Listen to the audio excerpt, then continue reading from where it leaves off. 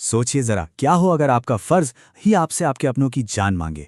आज हम एक ऐसे ही महायोद्धा की कहानी के उस सबसे मुश्किल हिस्से को समझेंगे, जहां वो एक ऐसे दौराहे पे खड़ा है जहां से आगे का रास्ता चुनना लगभग नामुमकिन है।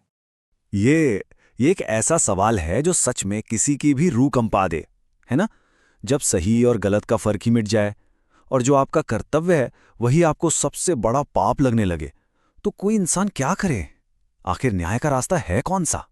तो कहानी हमें ले चलती है कुरुक्षेत्र के मैदान में, ठीक युद्ध के बीचों बीच। और यहां अपने जमाने का सबसे बड़ा धनुर्धर अर्जुन एक ऐसी उलझन में फंस गया है जिसका फैसला सिर्फ उस युद्ध का नतीजा नहीं बल्कि आने वाली कई सदियों का भविष्य तय करने वाला है। तो चलिए सबसे पहले ये समझते हैं कि इस महायुद्ध की नौबत आई ही क्यों, आखिर ये लड़ाई हो क्यों रही है और कौन है आमने सामने। और देखिए, इस पूरी कहानी की शुरुआत ही होती है राजा धृतराष्ट्र के एक सवाल से।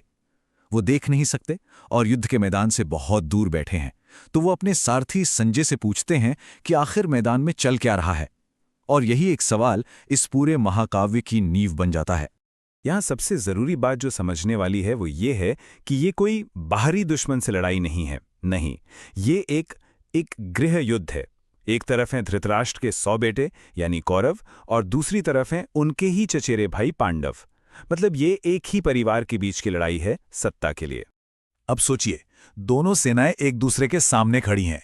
युद्ध बस शुरू ही होने वाला है। वो जो तनाव होता है ना, वो हवा में साफ महसूस हो रहा है। योद्धाओं की धड़कनें, घोड़ों का हिनहिनाना, हथियारों की खनक, माहौल एकदम एपिक है। और ऐसा नहीं कि कोई एक पक्ष कमजोर हो, दोनों तरफ अपने अपने वक्त के सबसे बड़े सबसे महान योद्धा खड़े हैं। पांडवों के पास भीम और अर्जुन हैं, तो कौरवों की तरफ हैं भीष्म पितामह, गुरु द्रोण और कर्ण जैसे महारथी, जिन्हें हराना नामुमकिन सा लगता है। तो एक बात तो तय थी, ये युद्ध बहुत ही ज्यादा विनाशकारी होने वाला है। और फिर युद्ध का ऐलान होता है। पहली आवाज आती है कौरवों की तरफ से। उनके सेनापति भीष्म पितामह अपना शंख फूंकते हैं और उसकी आवाज ऐसी गूंजती है मानो कोई शेर दहाड़ रहा हो, अपनी सेना में जोश भरने के लिए। लेकिन पांडवों का जवाब उससे भी कहीं ज्यादा जोरदार था। एक के बाद एक उनके दिव्य शंखों की आवाज गूंजने लगती है। कृष्ण का पांचजन्य, अर्जुन का देवदत्त, भीम का पौंड्र, हर शंख का अपना एक इतिहास है, अपनी एक पहचान है जो इस पल को और भी भारी बना देती है। और जब इन सारे शंखों की आवाज एक साथ मिली ना, तो वो इतनी भयंकर थी कि उसने सिर्फ जमीन आसमान नहीं हिलाया बल्कि कौरवों के दिल दहला दिए। ये एक तरह से लड़ाई शुरू होने से पहले ही एक साइकोलॉजिकल विक्ट्री थी। अब पीछे हटने का कोई रास्ता नहीं बचा था। चलिए अब इस विशाल युद्ध के मैदान से फोकस हटाकर एक इंसान पर लाते हैं, पांडवों के सबसे बड़े योद्धा अर्जुन पर। और ठीक इसी पल जब युद्ध शुरू होने ही वाला है, अर्जुन अपने सारथी कृष्ण से एक ऐसी बात कहते हैं जो सब कुछ बदलने वाली है। वो चाहते हैं कि उन लोगों को करीब से देखें जिनसे उन्हें लड़ना है। बस यही एक इच्छा उनके सबसे बड़े संकट की वजह बन जाती है। और बस यहीं से कहानी का सबसे इमोशनल टर्न आता है। अर्जुन की दुनिया पूरी तरह से पलटने वाली है। तो कृष्ण रथ को ठीक दोनों सेनाओं के बीचों बीच ले जाकर खड़ा कर देते हैं और अर्जुन से कहते हैं, देखो पार्थ, जरा देखो कि तुम्हारे सामने कौन कौन खड़ा है। और जब अर्जुन की नजर सामने जाती है तो उसे वहां कोई दुश्मन नजर नहीं आता।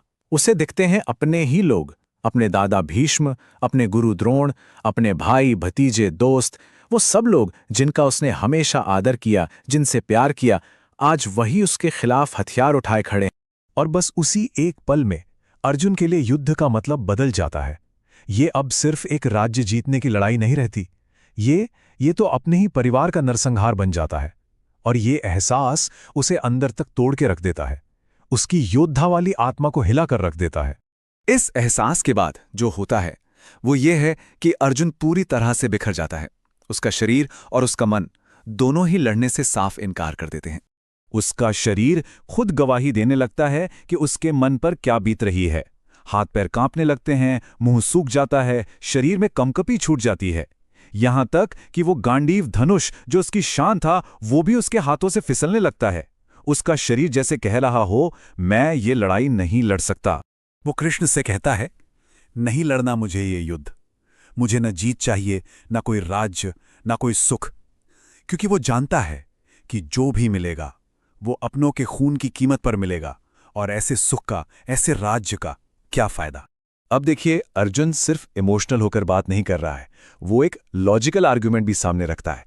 वो कहता है कि अगर अपने ही कुल का नाश कर दिया तो परिवार की सारी परंपराएं खत्म हो जाएंगी, समाज में अधर्म फैलेगा और इसका नतीजा ये होगा कि आने वाली पीढ़ियां भी बर्बाद हो जाएंगी। तो ये सिर्फ एक लड़ाई नहीं है, ये तो पूरे समाज का विनाश है। और अर्जुन के मन की ये उथल-पुथल अब अपने चरम पर पहुंच जाती है। वो अपने दुख के आगे पूरी तरह से हार मान लेता है। वो यहां तक कह देता है कि मैं अपने लोगों को मारूं, इससे तो लाख गुना बेहतर है कि कौरव मुझे ही मार डालें, निहत्थे, बिना लड़े। उसके लिए इस तरह लड़कर जीतने से कहीं ज्यादा इज्जत की मौत मर जाना है। और बस यही कहकर वो अपना धनुष बाण नीचे फेंक देता है और दुख में डूबा हुआ रथ पर बैठ जाता है। सोचिए, एक महान योद्धा दुश्मन के सामने नहीं बल्कि अपनी ही जमीर के सामने घुटने टेक देता है। और यहीं आकर यह अध्याय खत्म हो जाता है, लेकिन अपने पीछे एक बहुत बड़ा सवाल छोड़ जाता है। एक ऐसा सवाल जो आज भी उतना ही जरूरी है कि जब कर्तव्य ही सबसे बड़ा पाप लगने लगे, जब सही और गलत के बीच चुनना नामुमकिन हो जाए, तब सही रास्ता क्या है? और इसी एक सवाल का जवाब आगे की पूरी कहानी को दिशा